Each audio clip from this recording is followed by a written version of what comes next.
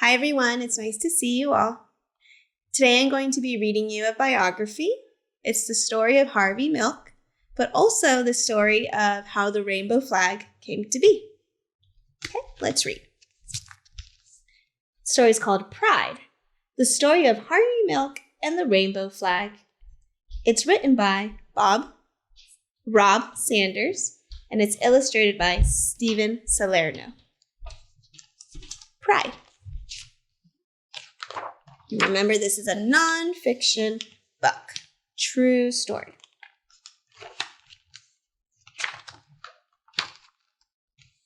Starts with a quote. You have to give them hope. Hope for a better world. Hope for a better tomorrow. Harvey Milk was an ordinary man. He had an extraordinary dream. That dream would change history.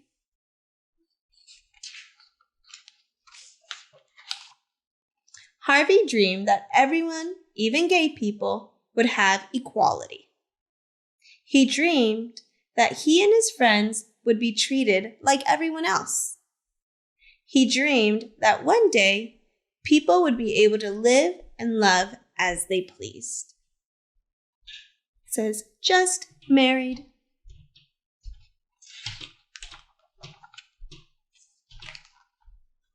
With his New York accent, Harvey talked to everyone about his dream. His voice boomed. His body bounced with energy and excitement. Some people listened. A few agreed. Most did not. You can read some of these signs. This one says, gay pride, peace, straights for gays, pass gay rights bill, I love my gay son.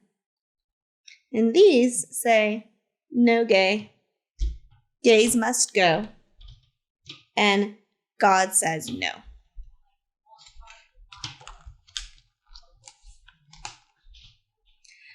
But Harvey's big voice and his big dream wouldn't be stopped.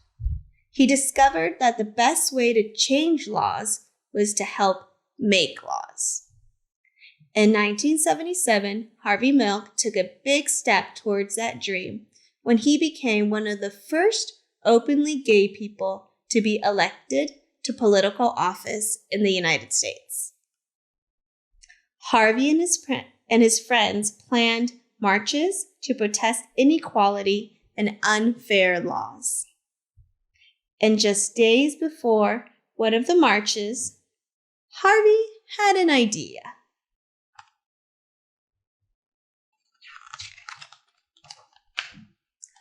A symbol, he thought.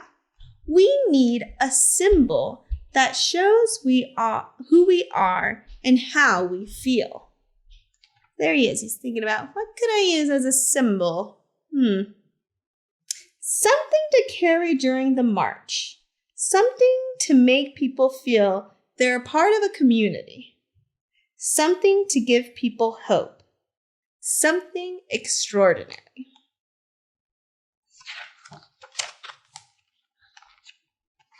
Harvey knew of an artist who could help, Gilbert Baker. Harvey asked. Gilbert said, we need a flag. Volunteers arrived to help Gilbert's design come to life. Together, they dipped fabric into large barrels filled with vivid, vibrant dyes. They cut and pieced and sewed until Harvey, Gilbert, and the other activists had a flag with 8 colorful stripes, a flag that Harvey hoped would give hope. It says, rights are won only by those who make their voices heard. And here, they're on Market Street and Castro, and you can see the Golden Gate Bridge right here, because they're actually in the Castro district in San Francisco. On June 25th, 1978, when it was time for the march, a breeze stirred in San Francisco. The flag unfurled. The wind blew. The flag fluttered, flapped, and flew. A rainbow as bright and unique as the men and women who walked behind it led the march. Harvey and the people asked for equality. They asked to be treated like everyone else. They asked to live and love as they pleased. They hoped the march would make a difference. Here he is carrying the rainbow flag and all the marchers. And they have signs that say, "I love my gay daughter," "Gay freedom," "Straights for gays," "Proud to be gay."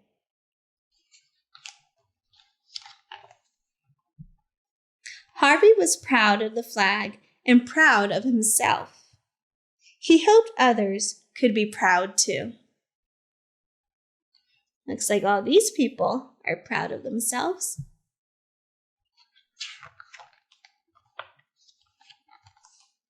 Five months later, on the morning of November 27th, 1978, Harvey and the mayor of San Francisco, George Moscone, were assassinated. Their lives were taken by a man who did not think like Harvey, or feel like him, or love like him. Here's a newspaper showing the news of the assassination of Moscone and Harvey Milk.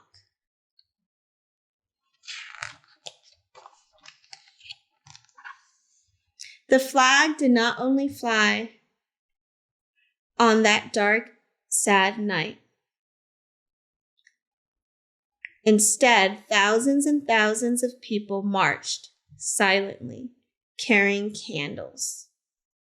The candlelight wore through the streets of San Francisco, up and down hills and around city buildings.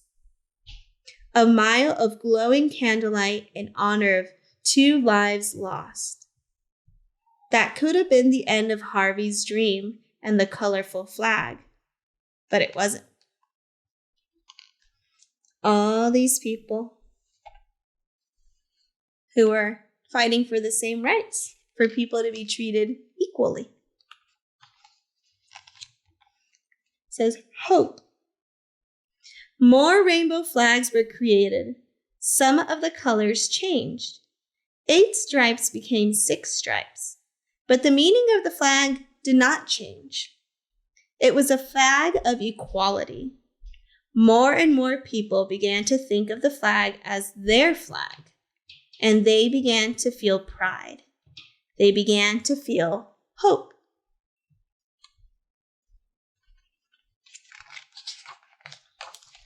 In 1994, Gilbert Baker designed another rainbow flag. This one was larger than all the rest. Women and men, side by side, carried the flag, a proud, mile-long rainbow floating through New York City. The flag wove through the streets, up and down avenues and boulevards, and around city buildings. The people demanded equality. They demanded to be treated like everyone else. They demanded to live and love as they pleased. They were proud. They had hope. They would make a difference. Here's another quote. It says, "I ask for the movement to continue, for the movement to grow."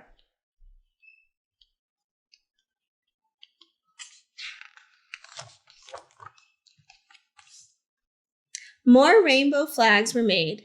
Some were printed on bumper stickers and t-shirts. Others were hoisted onto lampposts on Halsted Street in Chicago. One was hung in the Museum of Modern Art in New York City. Soon the rainbow flag was flying in other countries like Brazil, England, Israel, Russia, Singapore, and Turkey. The rainbow flag now unfurled on farms, in suburbs, and in cities. The flag flew proudly outside public buildings, hotels, shops, restaurants, churches, and homes.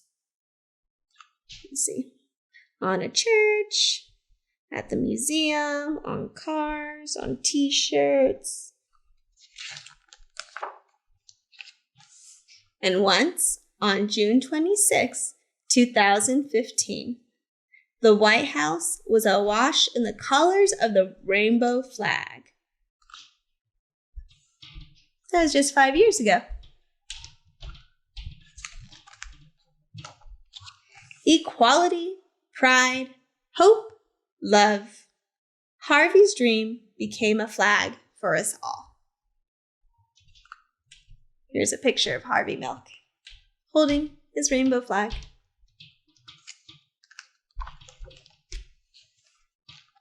It says right here, you have to give them hope. And that's the end. I hope you like that biography about Harvey Milk and how the rainbow flag came to be. You may have seen one before, maybe in your neighborhood or outside of a restaurant or maybe in the Castro in San Francisco. You should look out for them because they're everywhere.